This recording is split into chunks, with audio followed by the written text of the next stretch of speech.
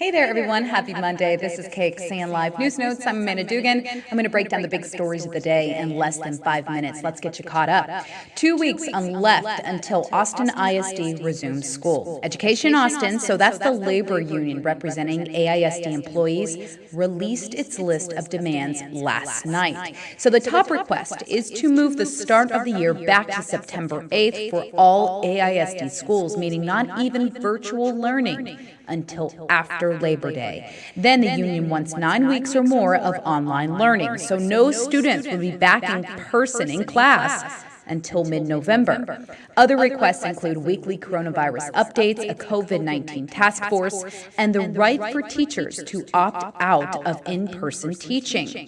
AISD leaders have not yet commented on Education Austin's demands. The current plan is for the school year to start virtually on August 18th, with in-person classes starting on September 8th. But that schedule is not yet finalized. Moving along now to other big stories of the day. As many of you know, Austin ISD has named its lone finalist for superintendent. Well, that position is going to be introduced. Her name is Stephanie Elizalde, and she's going to be having upcoming meetings, a series of live virtual conversations with the community. So the Board of Trustees named Dr. Stephanie Elizalde as the lone finalist last month. They can officially hire her once the mandatory waiting period ends on August 11th.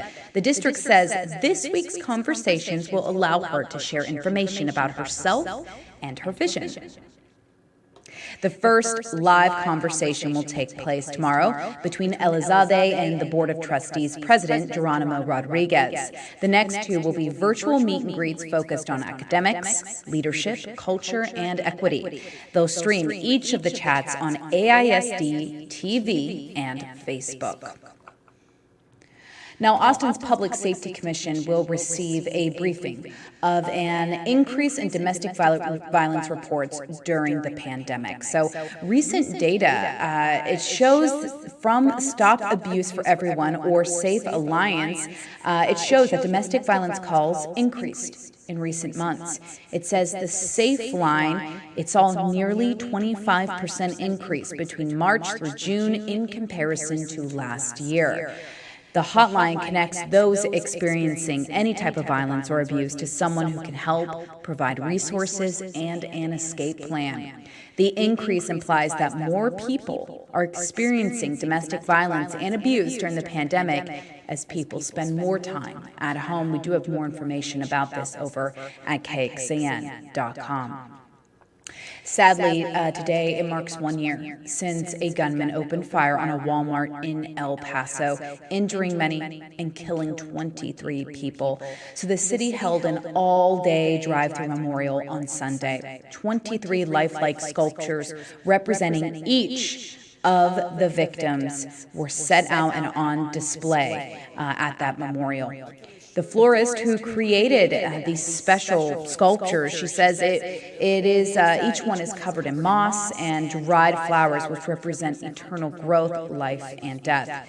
The community is asking everyone to show their support on social media using the hashtag El Paso Strong. There's a look at the sculptures now on your screen. Now, many of you have been looking for something to do, a way to get outside and enjoy the sunshine. You can now reserve your spot before the City of Austin reopens Bull Creek and the Barton Creek Greenbelt. So both will reopen on Saturday. The online reservations are part of the city's pilot capacity management program. It's expected to run for about 5 months, and you will need a reservation if you plan on visiting Thursday through Sunday. And keep in mind, if you do make a reservation and head out there, you still need to wear a mask and practice safe social distancing. All right, thank you for joining us here on KXAN Live News Notes. I'm Amanda Dugan. Have a great Monday.